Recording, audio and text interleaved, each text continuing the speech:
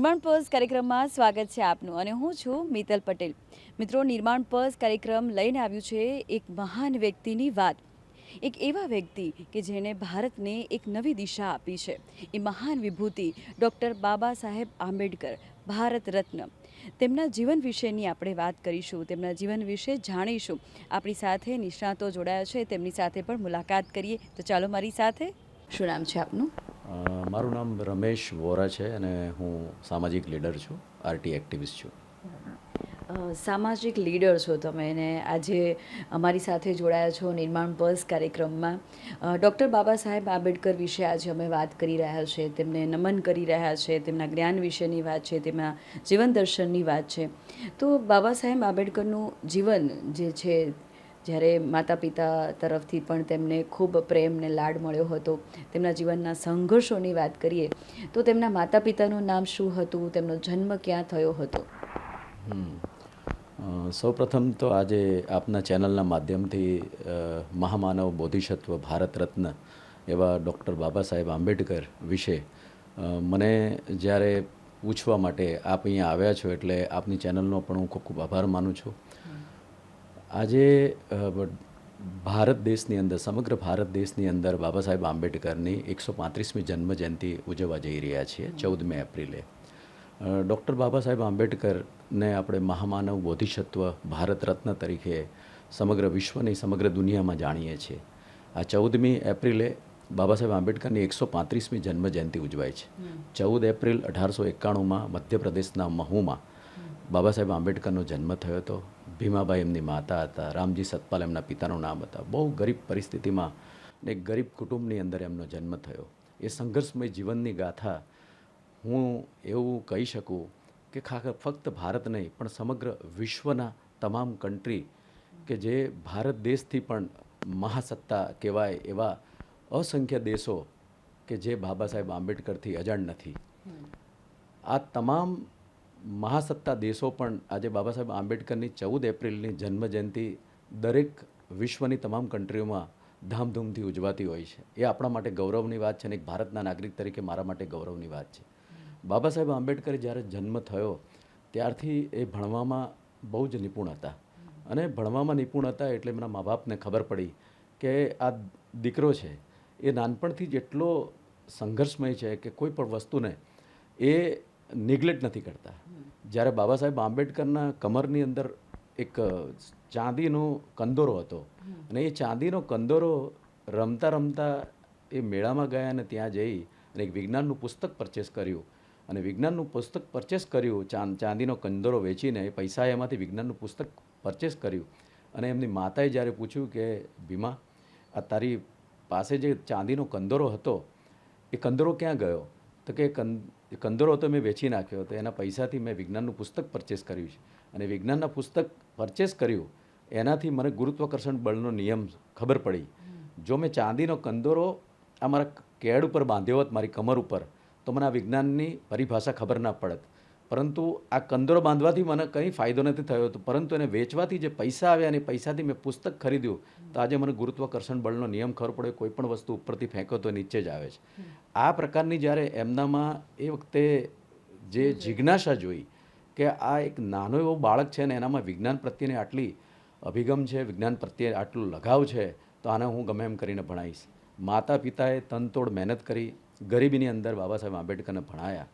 ભણવાની સાથે ભણતા ભણતા પણ અસંખ્ય અસ્પૃશ્યતાનો સામનો કરવો પડ્યો. શાળા હોય, સ્કૂલ હોય, કોલેજ હોય, તમામ જગ્યાએ એમણે જે સમાજની અંદર જન્મ લીધો એ સમાજમાં જન્મ લેવો એમના હાથની વાત નથી, પરંતુ જે તે સમયે અસ્પૃશ્યતા એટલી ચરમસીમાએ હતી કે ગામની અંદર એક કૂવામાં અથવા ગામના તળાવની અંદર કોઈ ઢોર પાણી પીવે અથવા એક કૂતરું પાણી પીવે તો એની સાથે કોઈને વાંધો નહોતો, પરંતુ જે મનુસ્મૃતિની અંદર શૂદ્ર વર્ણની અંદર જેનો સમાવેશ થતો હતો એવા દલિત સમાજના વ્યક્તિ કોઈ તળાવની અંદર પણ એક ડોલ પાણી લે અથવા એક માટલું પાણી ભળે તો આખું તળાવ અભડાઈ જાય. આવા પ્રકારની ચરમસીમાએ જે તે વખતે માનસિકતા હતી ને એ માનસિકતા ભણવામાં અસ્પૃશ્યતા, દલિતોને ભણવાનો અધિકાર નહીં, અસ્પૃશ્ય લોકોને ગામના છેવાડે રહેવાનું, આ તમામ પ્રકારની જે નેગેટિવિટી, નકારાત્મકતા હતી લોકોમાં એ એમના મગજમાં ઘર કરી ગઈ અને ઘર કરી ગયા પછી એમણે એવું વિચાર્યું કે આ પદ્ધતિ છે એ કોણે બનાવી મને ખબર નથી, પરંતુ એક ને એક દિવસ આ પદ્ધતિને હું તોડીશ અને આ દેશની અંદર એક દિવસ હું સમાનતા લાવીશ કે સમાનતાની રૂએ આ દેશની અંદર તમામ વ્યક્તિઓ એક સમાન ગણાશે, એક નાગરિક તરીકેનો હું તમામને હક આપીશ. જી. એ સમય પર તેમણે વિચારી લીધું હતું અને તેમને સંઘર્ષ શરૂ કર્યો હતો. તેઓ ફોરેન ભણવા માટે ગયા. પછી ત્યારે તેમને ખૂબ સારું લાગ્યું કે ભાઈ ફોરેનમાં એવું ગમે ત્યાં તેઓ જઈ શકતા હતા, ફરી શકતા હતા, આઝાદી હતી. જી. સૌપ્રથમ તો હું આપના પ્રશ્ન પ્રસંગે બરોડાના મહારાજા સયાજીરાવનો હું ખૂબ ખૂબ આભાર માનીશ કે જે તે વખતે અસ્પૃશ્યતા એટલી ચરમસીમાએ હતી, પરંતુ બાબા સાહેબની અંદર જે નિષ્ણાંત હતા ભણવામાં, એમનામાં જે સ્કિલ હતી અને એ સ્કિલને જોઈને બરોડાના મહારાજા એવા સયાજીરાવે એમને સ્કોલરશિપ આપી અને એ સ્કોલરશિપ આપી એટલે બાબા સાહેબને ઉચ્ચ અભ્યાસ માટે વિદેશ જવાની તક મળી.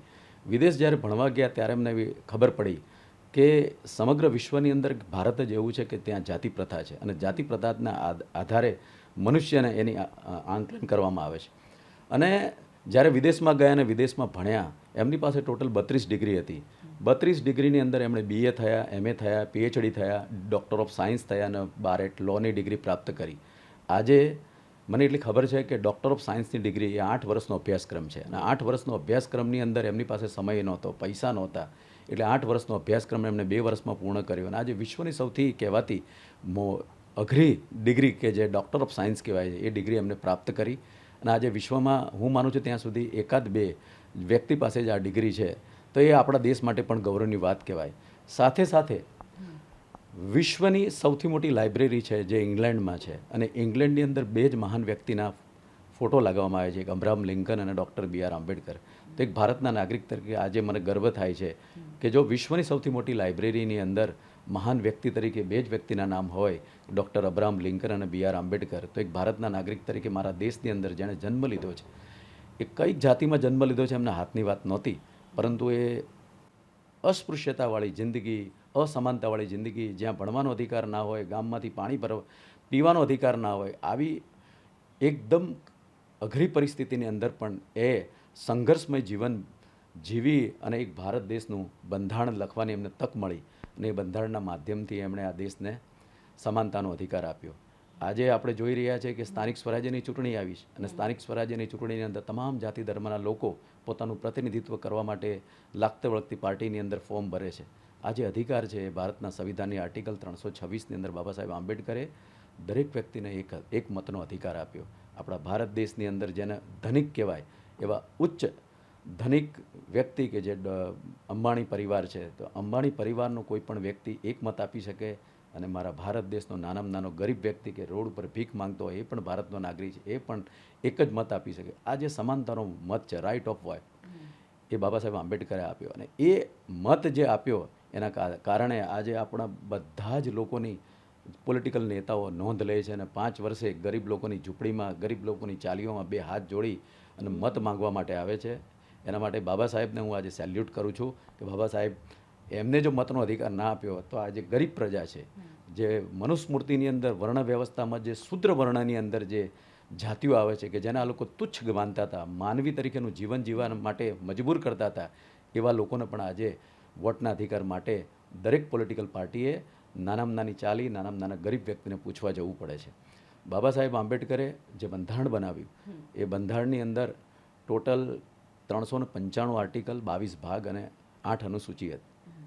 ભારતનું બંધારણ જ્યારે બાબા સાહેબે બનાવ્યું અને જ્યારે 26 નવેમ્બર 1949 પાર્લામેન્ટની અંદર એને સુપ્રત કર્યું, ત્યારે બાબા સાહેબે એવું કહ્યું કે મેં મારા જીવનના 2 વર્ષ 11 મહિના અને 18 દિવસ આ દેશની અંદર વસતા તમામ જાતિ ધર્મના લોકોની સંસ્કૃતિ, એમની વેશભૂષા, એમની બોલી, રહેણી કરણી, આ તમામ વસ્તુને મેં ધ્યાનમાં લઈ એક મીણબત્તીના અજવાળે મેં મારી જિંદગીના 2 વર્ષ 18 મહિના અને 11 દિવસ આ બંધારણ લખવા પાછળ મારો સમય સમર્પિત કરી અને આ દેશને એક સમાનતાનું બંધારણ મેં આપ્યું છે. પરંતુ આજે મને દુઃખ થાય છે કે મેં મારી જિંદગીના કિંમતી દિવસો આ બંધારણ લખવા પાછળ મેં સમય વ્યતીત કર્યો છે, પરંતુ આ બંધારણ મેં ગમે એટલું સારું લખ્યું હશે, પરંતુ હું જ્યારે હયાત નહીં હોઉં ત્યારે મારી પછી ના સમયની અંદર બંધારણને ગમે એટલું સારું લખ્યું હશે પણ એનું ઇમ્પ્લિમેન્ટેશન કરનારા વ્યક્તિ ખરાબ આવશે તો અંતમાં બંધારણ ખરાબ સાબિત થશે. અને મેં ગમે એટલું ખરાબ બંધારણ લખ્યું હોત પરંતુ એનું અમલ કરતા લોકો સારા હશે તો અંતે બંધારણ સારું સાબિત થશે. પરંતુ આજે દુર્ભાગ્ય કહેવું પડે છે કે બંધારણના વિરોધ કરનારા વ્યક્તિઓને ખબર નથી કે બંધારણનું પહેલું પેજ શું છે, એના આમુખની અંદર શું છે.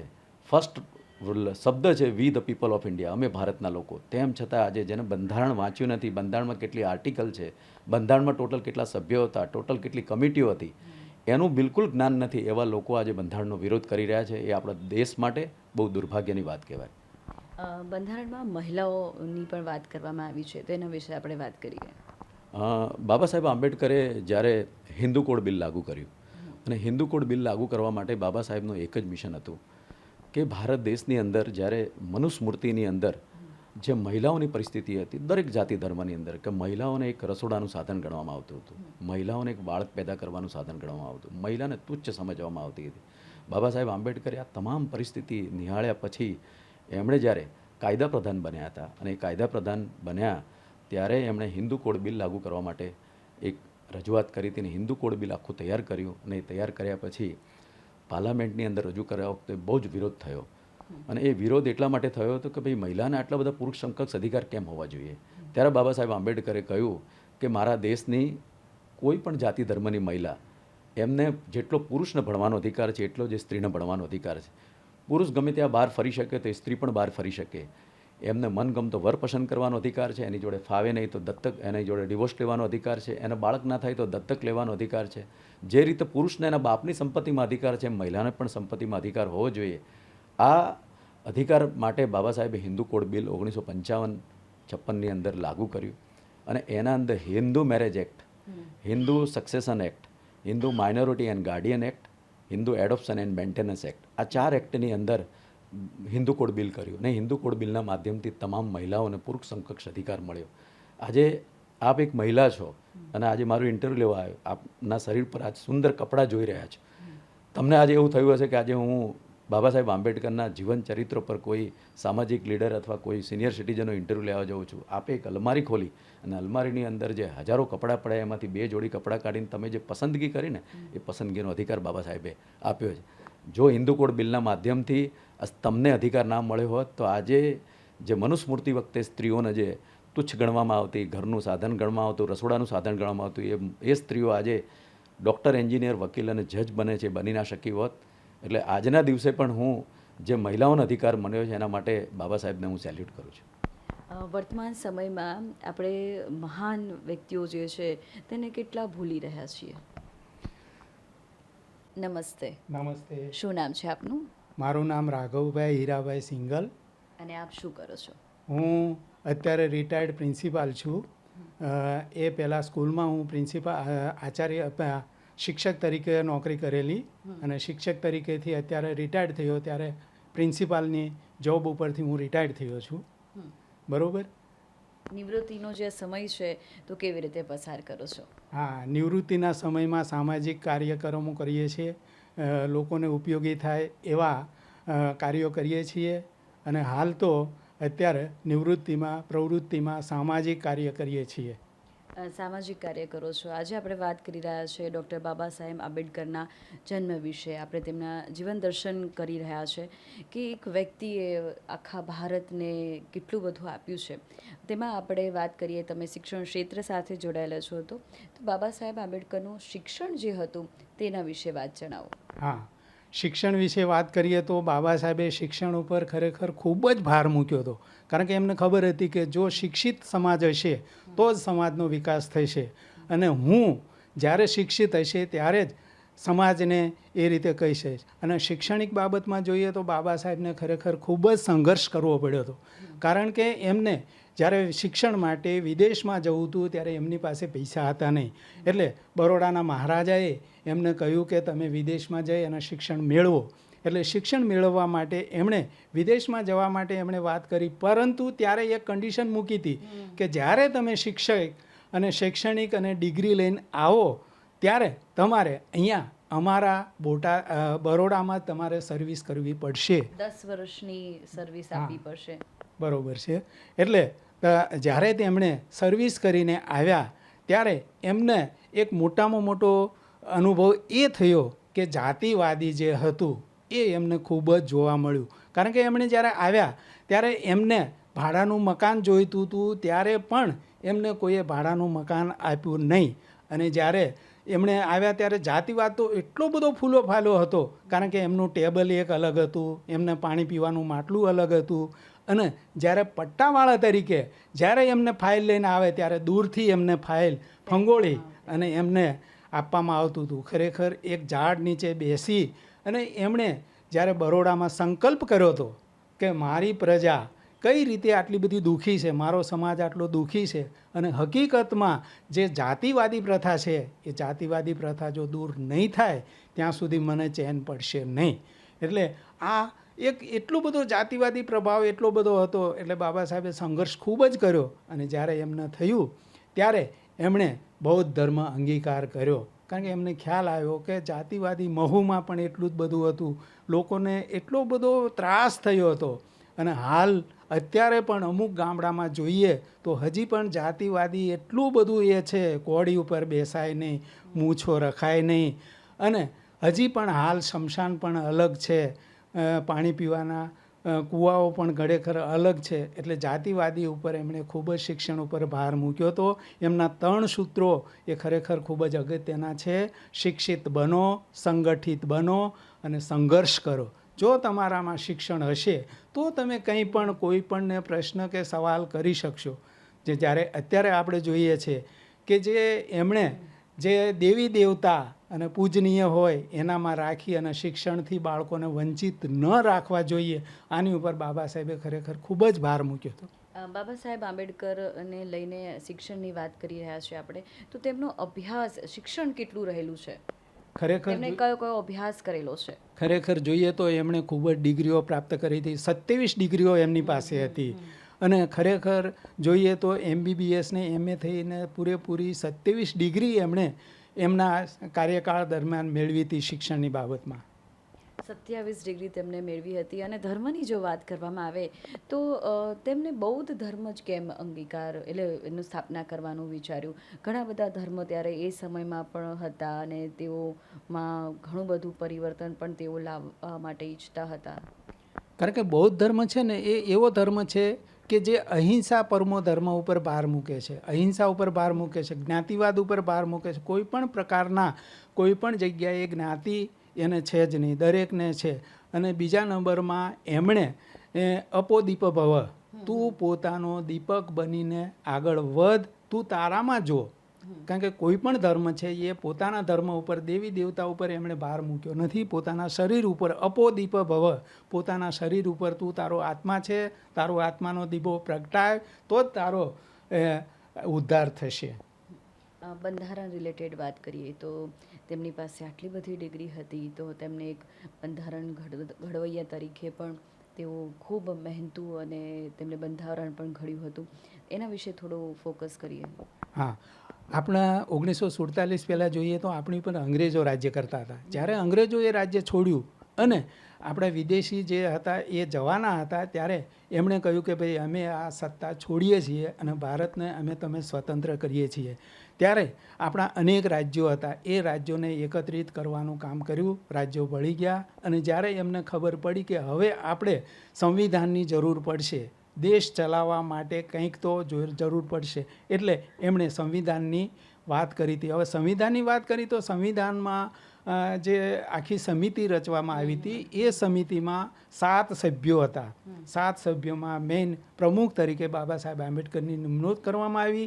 અને એમાંથી 2-3 સભ્યો તો નીકળી ગયા, 1-2 ઓફ થઈ ગયા. અને છેવટે જ્યારે જોઈએ ત્યારે ભારતનું બંધારણ ઘડવા માટે ડૉક્ટર બાબા સાહેબ આંબેડકરે દરેક જ્ઞાતિ, દરેક લોકો, દરેક ધર્મ, પતિ પત્ની, પુરુષ સ્ત્રી, દરેકને ધ્યાનમાં રાખી અને એમણે ભારતનું બંધારણ ઘડ્યું, કે જે ખરેખર કાયદા કાનૂન નીતિ નિયમો એમણે ઘડી અને બંધારણનો અમલ 1947 ત્યાર પછી એમણે બંધારણ ઘડ્યું અને આ રીતે ભારતનું બંધારણ અમલમાં આવ્યું. બાબા સાહેબ આંબેડકરના જીવનનો સંઘર્ષની વાતો આપણે કરીશું, સાથે સાથે શિક્ષણની વાત કરીએ. તેમની પાસે આટલી બધી ડિગ્રી હતી અને વર્તમાન સમયના શિક્ષણની વાત કરીએ. હા, હવે વર્તમાન સમયના શિક્ષણની વાત કરીએ તો અત્યારના શિક્ષણ ઉપર ખરેખર બહુ જ ભાર મૂકવાની જરૂર છે. અને અત્યારે જોઈએ તો શિક્ષણ છે ને એ શરૂઆતમાં જોઈએ તો પ્રાઇવેટીકરણ હતું જ નહીં.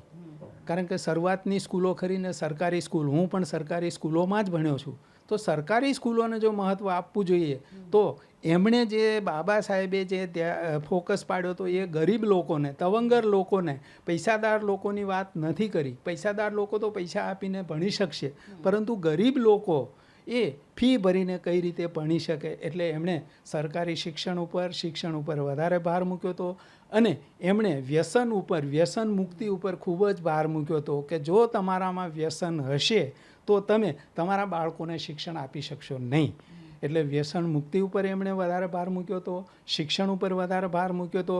પ્રાઇવેટ શિક્ષણ તો એમણે વાત કરી જ નથી, બરાબર. પણ અત્યારે આપણે જોઈએ છે કે ફૂલી ફાલી બધી પ્રાઇવેટ સ્કૂલો છે. સરકારી સ્કૂલો તો એકદમથી લગભગ મૃતપ્રાય બની ગઈ છે. એટલે મૃતપ્રાય સરકારી સ્કૂલો હોય તો ગરીબોના બાળકો એ શિક્ષણથી વંચિત રહી શકે એવી બાબા સાહેબની નેમ હતી. એટલે જ એમણે શિક્ષણ ઉપર વધારે ભાર આપ્યો હતો. એટલે જ એમનું એક સૂત્ર હતું કે શિક્ષિત બનો. જો તમે શિક્ષિત બનશો તો જ તમારો સમાજનો અને એના કુટુંબનો વિકાસ થઈ શકશે. તો મિત્રો, આપણે આપણા વડીલો છે કે તેમને યાદ કરતા હોઈએ છીએ, તો તેમની તિથિએ આપણે તેમને યાદ કરીને તેમને પરમાત્માને પ્રાર્થના કરીએ છીએ કે તેમને ઉધ્વ ગતિએ લઈ જાય. પરંતુ ભારતના બંધારણના ઘડવૈયા ડૉક્ટર બાબા સાહેબ આંબેડકરને જો સાચા દિલથી આપણે યાદ કરવા હોય તો એમને ભારતીય બંધારણ ઘડ્યું છે તો એક વખત વાંચવાની જરૂર છે. અને તે બંધારણમાં આપણી જવાબદારીઓ અને ફરજો આપી છે તે આપણે નિભાવવાની જરૂર છે. નમસ્કાર મિત્રો, મારું નામ અજીત કૌશિકભાઈ જોશી. હું વેદાંત વિદ્યા વિહારમાં આચાર્ય તરીકે ફરજ બજાવું છું. આજે આપ સૌની સમક્ષ ડૉક્ટર બાબા સાહેબ ભીમરાવ આંબેડકરની વાત કરવા જઈ રહ્યો છું. જેમ કે આપ સૌ જાણો જ છો કે મંગળવારે 14 એપ્રિલે તેમની 135મી જન્મજયંતિ આપણે સૌ ઉજવવાના છીએ. આખા દેશવાસીઓને હું એ બદલ પહેલાં તો શુભેચ્છા આપવા માગું છું. જેમ કે આપ સૌ જાણો છો કે હું શૈક્ષણિક સંસ્થા સાથે જોડાયો છું અને આજના યુગમાં આપણે સમજી શકાય કે બાબા સાહેબ આંબેડકરનું શું યોગદાન, આજે આપણું જે બંધારણ જે આપણને મળ્યું છે તેના બદલ આપણે તેમના ખૂબ ખૂબ આભારી છીએ. ખાસ કરીને શિક્ષણ ક્ષેત્રે કે જ્યાં બાળકોને ભણવાનો જે અધિકાર મળ્યો છે, સ્ત્રીઓને કે જેઓ આજે સમાજમાં માથું ઊંચું કરીને પોતે પોતાનું ગુજરાન ચલાવી રહી છે, કુટુંબોમાં સેવાઓ આપી રહી છે, તેઓને પણ તેમના મૂળભૂત હક જે મળ્યા છે તેના માટે આપણે બાબા સાહેબના ખૂબ ખૂબ આભારી છીએ. આ ઉપરાંત વિશ્વના ઘણા બધા દેશો જેવા કે ફ્રાન્સ છે, જર્મની છે, જેવા દેશોને પણ જાણકારી મળી કે આજે એ ડેવલપ કન્ટ્રીઝ જે છે તેઓની સમકક્ષ આપણો જેવો દેશ કે જે હજી વિકસિત થઈ રહ્યો છે તેમાં પણ સમાન અધિકાર અને સમાન હક મેળવીને સ્ત્રીઓ આજે પોતાનું ગુજરાન ચલાવી માથું ઊંચું કરીને જીવી શકે છે. તો આ એક એવું આપણને આશીર્વાદ આપ્યા છે બાબા સાહેબે કે જેના માટે આપણે એમના ઋણી છીએ. હું અમારી વેદાંત શાળા વેદાંત પરિવાર તરફથી આપ સૌને એક વખત ફરીથી બાબા સાહેબ ભીમરાવ આંબેડકરે જે બંધારણ આપણને આપ્યું છે તે બદલ હું આપણા ભારત સરકારને પણ અનુરોધ કરીશ કે નવી શૈક્ષણિક નીતિ NEP જે હેઠળ જે અભ્યાસક્રમ આવી રહ્યો છે તેમાં બંધારણ વિશેનું એક ખાસ સબ્જેક્ટ મૂકવામાં આવે. એવો સિલેબસમાં શિક્ષકો પણ બાળકોને ખૂબ સરસ રીતે માહિતી આપે, જેથી કરીને આવનારા વર્ષોમાં આપણા દેશના નાગરિકો જે આપણું ભવિષ્ય છે તેઓ જાગૃતિ તેમનામાં આવે, તેઓ જાગૃત થાય અને આપણા દેશને ખૂબ સમૃદ્ધિની દિશામાં આગળ વધારી શકે. નિર્માણ પર્સ કાર્યક્રમમાં આજે આપણે ડૉક્ટર બાબા સાહેબ આંબેડકર વિશે તમામ માહિતી મેળવી. આપણી સાથે નિષ્ણાતો જોડાયા હતા. બાબા સાહેબ આંબેડકરના સમગ્ર જીવન વિશે આપણે જાણ્યું. આવી જ રીતે નિર્માણ પર્સ કાર્યક્રમ તમને માહિતગાર કરશે. આવા મહાન વ્યક્તિઓના જીવનના દર્શન લઈને આવશે, ઝાંખી લઈને આવશે. મિત્રો, એક એવો દિવસ છે કે જે પણ વ્યક્તિએ છે કંઈ પણ ઘડતર કર્યું હોય તેને નતમસ્તક વંદન કરવાનું, તેમના જીવન વિશે જાણવાનું, આવનારી પેઢીને પણ માહિતગાર કરવાનું. આવી જ રીતે નિર્માણ પર્સ કાર્યક્રમ તમને આવા મહાન વ્યક્તિઓના જીવન દર્શન વિશે માહિતી લઈને આવશે. હવે તમારી દોસ્ત મિત્રને રજા આપો. જય ભીમ.